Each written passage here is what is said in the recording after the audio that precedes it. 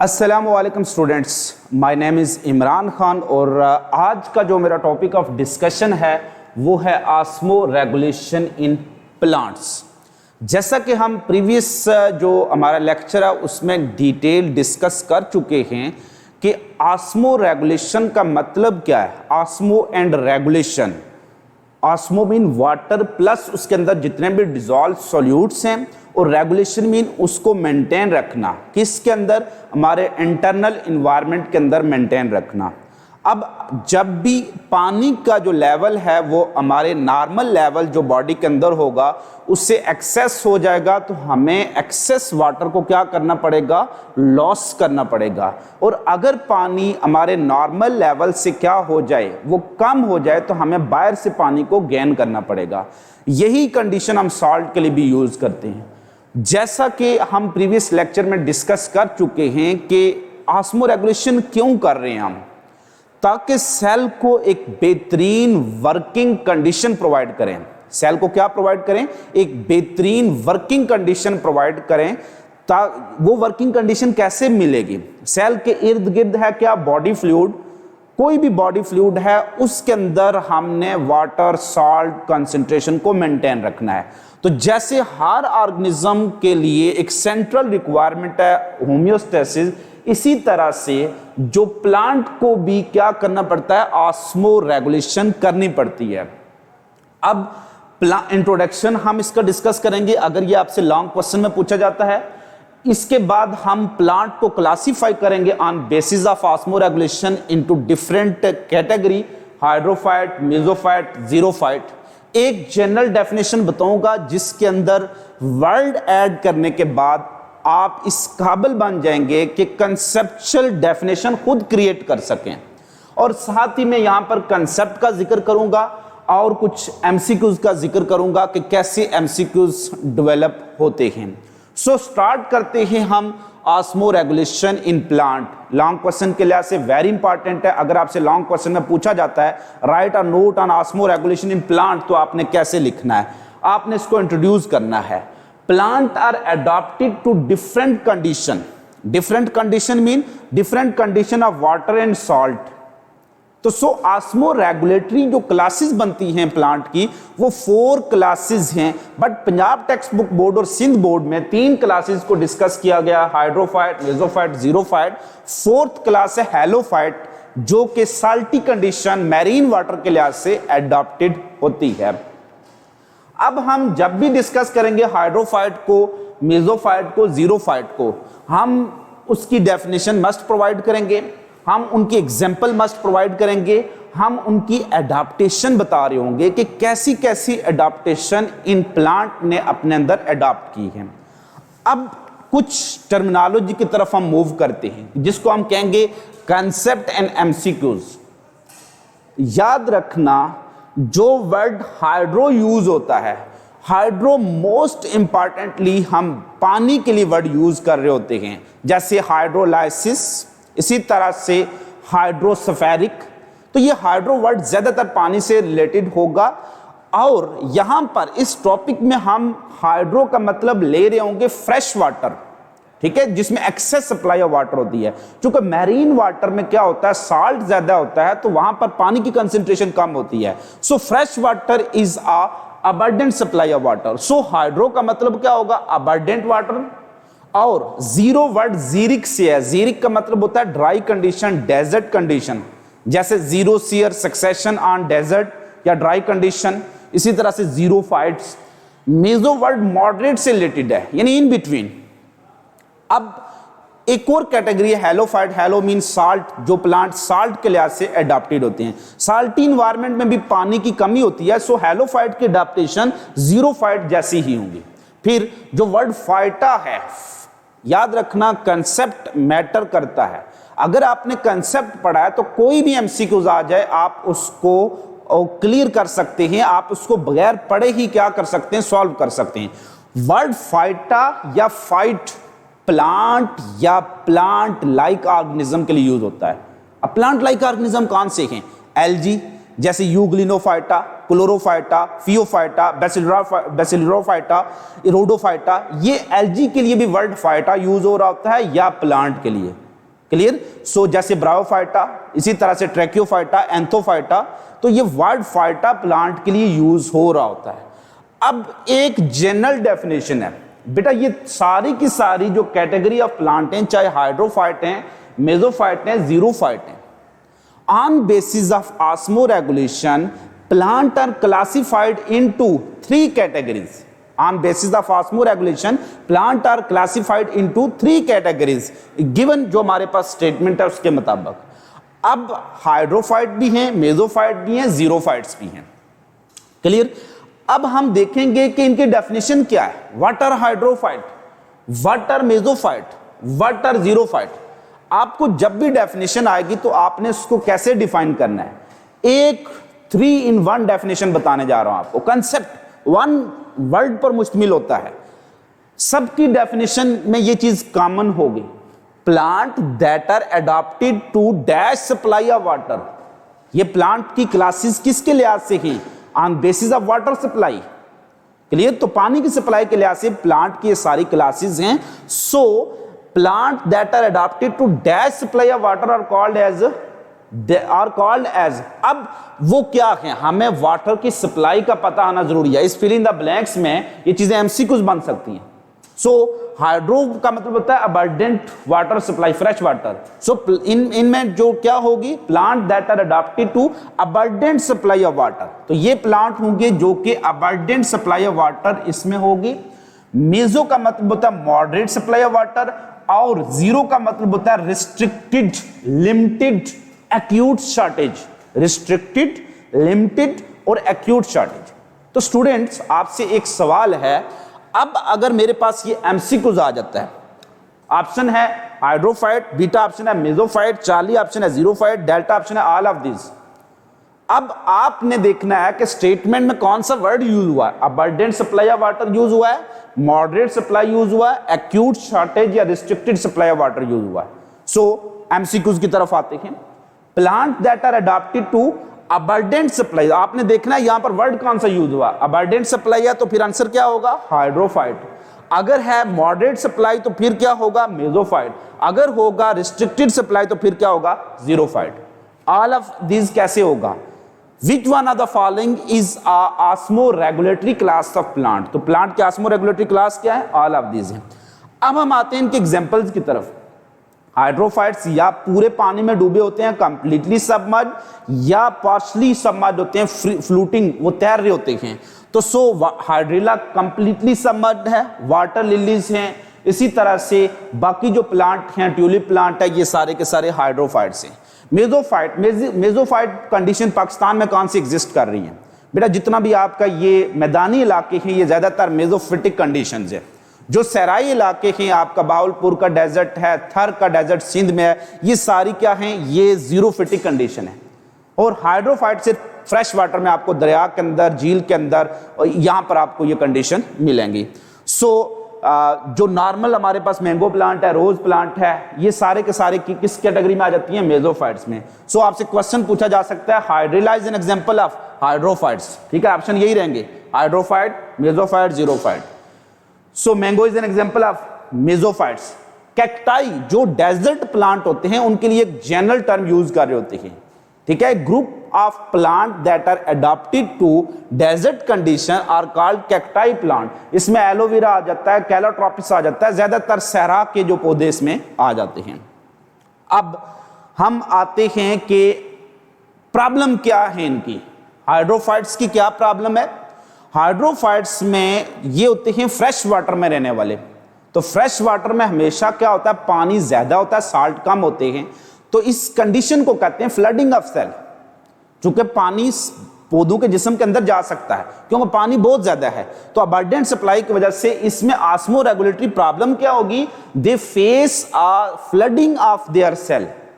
और जो जीरोफाइट है इनको क्या प्रॉब्लम होगी, नंबर 1 पानी मिलेगा ही नहीं, पानी मिलेगा नहीं, सहरा में पानी नहीं है।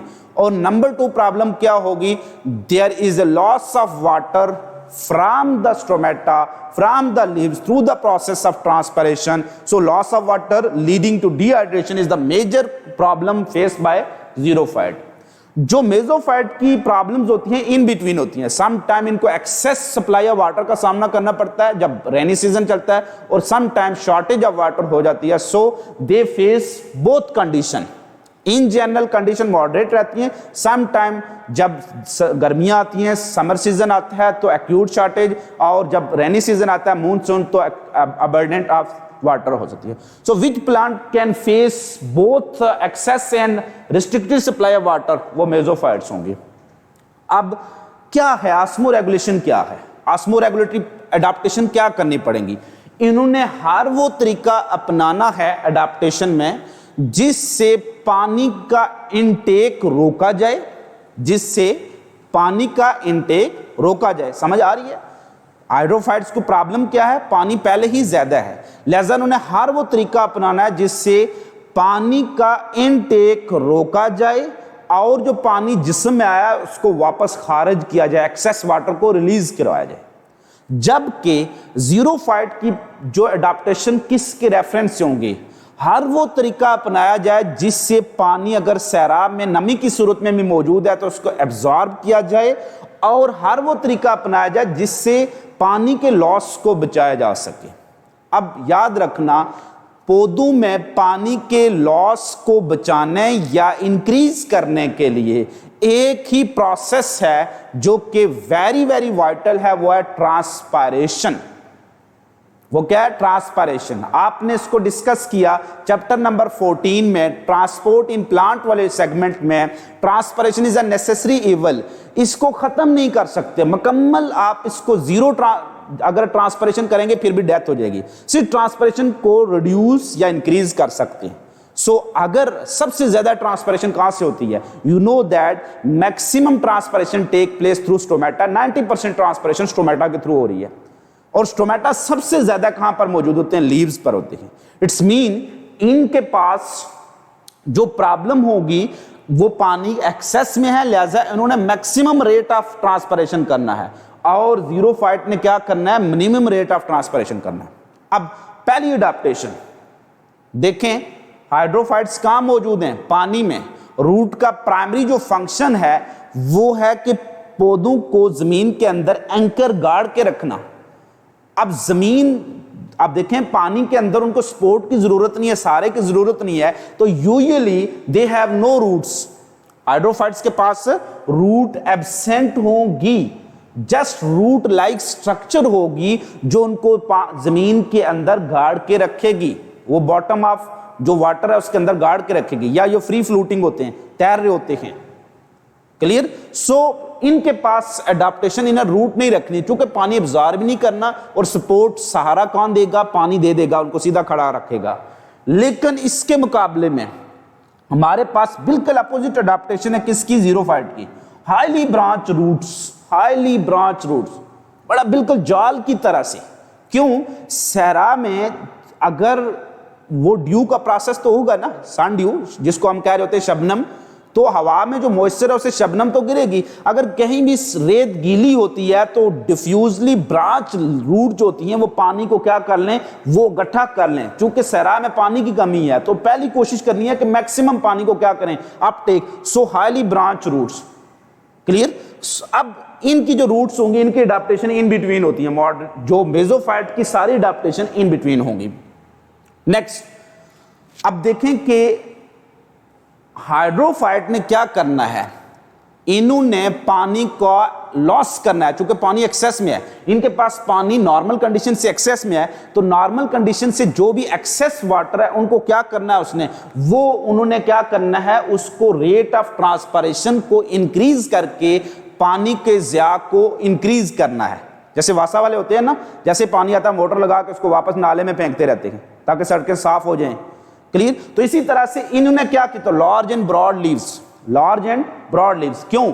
क्योंकि जितना चौड़ा लीफ होगा उसमें सरफेस एरिया ज्यादा होगा, नंबर ऑफ स्टोमेटा ज्यादा होंगे। नंबर ऑफ स्टोमेटा ज्यादा होंगे तो there is a increase rate of transpiration. Rate of transpiration क्या हो जाएगा? इंक्रीज हो जाएगा। जितना पानी इनके जिस्म में आएगा रेट ऑफ ट्रांसपायरेशन इतना ज्यादा है कि वो पानी क्या हो जाता है? चला जाएगा। मैं एक आपको मिसाल देता हूं।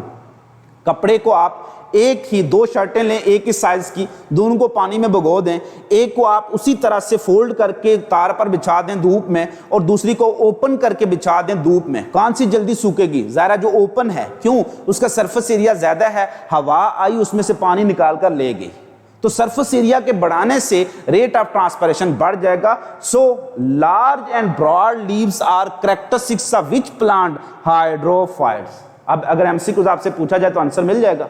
सो इसके मुकाबले में small and thick leaf, small and thick leaf, एक तो लीफ का सरफेस एरिया बहुत छोटा रखना है, स्मॉल लीफ रखने हैं और इतने थिक रखने हैं। थिक क्यों? जितना थिक होगा उसमें डिफ्यूजन का प्रोसेस कम होगा, रेट ऑफ ट्रांसपिरेशन डिक्रीज हो जाएगा। So small and thick leaf are characteristics of xerophytes. Next बेटा, लीफ के ऊपर भी इतना बड़े लीफ बना लें, लेकिन अगर स्टोमेटा की तादाद कम हुई तो फिर भी रेट ऑफ ट्रांसपिरेशन क्या होगा? कम हो गया। तो इन्होंने क्या किया होता है? They have large number of stomata, large number of stomata. तो इनके पास स्टोमेटा क्या होते हैं? Small stomata, small number, and sunken stomata. Sunken stomata होता है stomata that are present in depression, cavities में होते हैं। जब कैविटीज में यहां पर स्टोमेटा होगा तो इसका क्या फायदा होगा?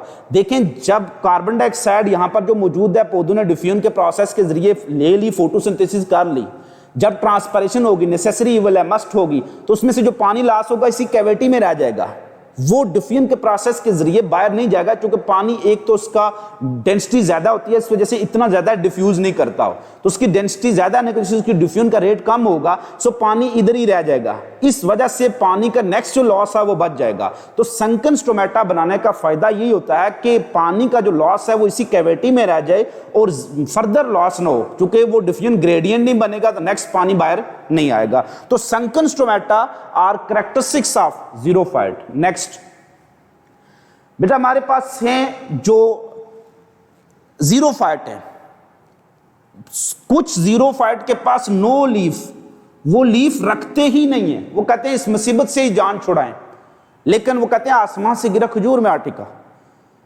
ट्रांसपिरेशन के डर से लीफ को खत्म किया, पानी का ज़िया बच गया, लेकिन प्रॉब्लम क्या? फोटोसिंथेसिस तो करनी है ना, खुराक तो बनानी है। जब खुराक बनानी है तो खुराक किस प्रोसेस से बनेगी? फोटोसिंथेसिस के प्रोसेस से बनेगी।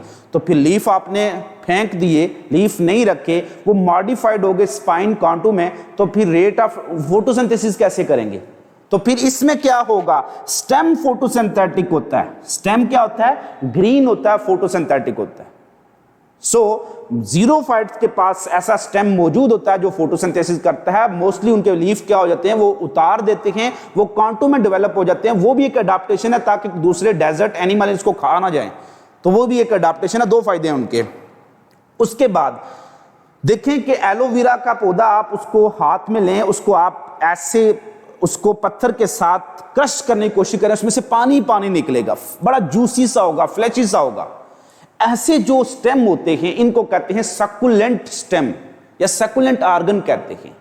चूंकि ऐसे आर्गन जिनमें पैरेनकाइमेटस टिश्यू ज्यादा होते हैं और उनके दरमियान स्पेसिस ज्यादा होती हैं, और उन स्पेसिस में वो क्या करते हैं? पानी स्टोर कर लेते हैं। कहीं गलती से सरा में बारिश हो गई तो उन्होंने क्या करना है? सरा के अंदर से जो भी बारिश हुई हो पानी है, फौरन अपनी बॉडी में एब्जॉर्ब करना रूट के जरिए और उसको स्टोर कर लेना अपने सकुलेंट आर्गन में। तो what are succulent organ? These are organ with large parenchymatous tissue and large intercellular spaces. They store organ, they are present in xerophytic plant. Very important है, एमसीक्यूज में भी आ सकता है, शॉर्ट क्वेश्चन में भी आ सकता है। So succulent stem is an example of ज़ीरोफाइट।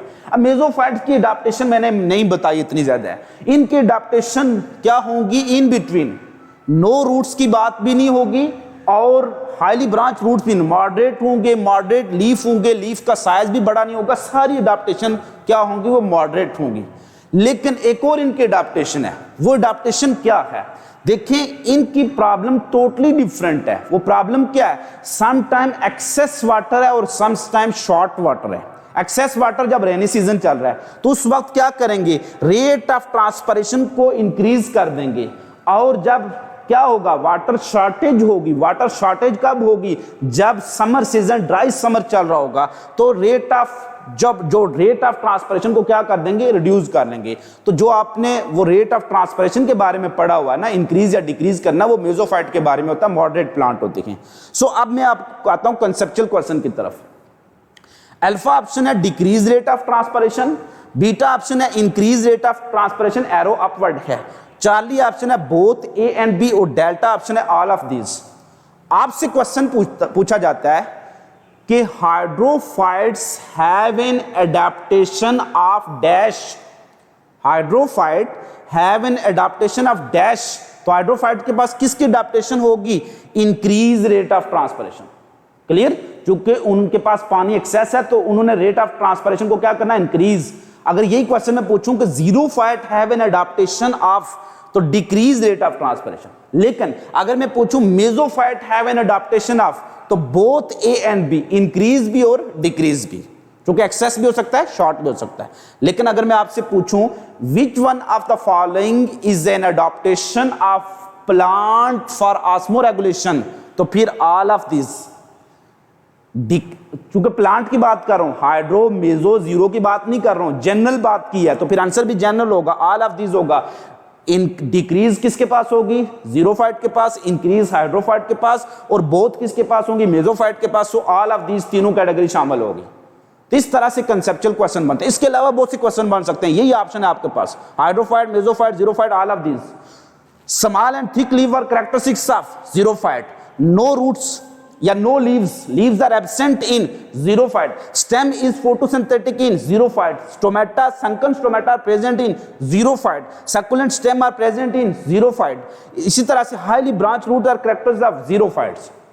एक चीज और मैं आपको बता देता हूं बेटा, जो हाइड्रोफाइट्स होते हैं ना, किसके अंदर, पानी के अंदर डूबे हुए, जो जीरोफाइट होते हैं पानी के अंदर डूबे हुए, वो एक्सेप्शनल केस है, उसमें स्टोमेटा होते ही नहीं है, क्योंकि पानी के अंदर पत्ते मौजूद हैं।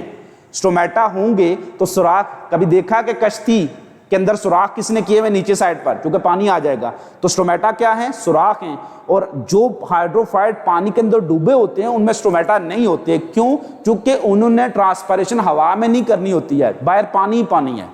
तो ये जो एडाप्टेशन है किसकी हैं, वो पार्शली सबमर्ज की हैं, जिनके पत्ते पानी के ऊपर तैर रहे होते हैं, फ्लूट कर रहे होते हैं। तो इनमें स्टोमेटा अपर सरफेस पर होंगे, लोअर सरफेस पर नहीं होंगे। तो ये हमारे पास कुछ कैटेगरीज हैं प्लांट की। So plant that face both excess and shortage, mesophyte. Plant that face excess supply of water, hydrophyte. Plant that face shortage of water, acute shortage of water, xerophytes. तो जितने भी पॉसिबल एमसीक्यूज आपसे आपके सामने हैं, अगर आप इस तरह से कंसेप्चुअल स्टडी करेंगे तो आपको किसी भी एमसीक्यू सीरीज की जरूरत भी पेश नहीं आएगी। हाँ, प्रैक्टिस के लिए आप कोई सॉल्व कर सकते हैं, बट आपको सारे एमसीक्यूज खुद ही समझ आ जाएंगे, चाहे जितना मुश्किल पेपर क्यों ना आए, आप उसमें से कंसेप्चुअल लर्निंग कर सकते हैं। सो आज का टॉपिक यहां तक खत्म होता है। नेक्स्ट जो हमारा टॉपिक होगा वो होगा ऑस्मो रेगुलेशन इन एनिमल्स। आपसे मुलाकात होगी नेक्स्ट टॉपिक के साथ। अपना बहुत ज्यादा ख्याल रखिएगा। फी अमान।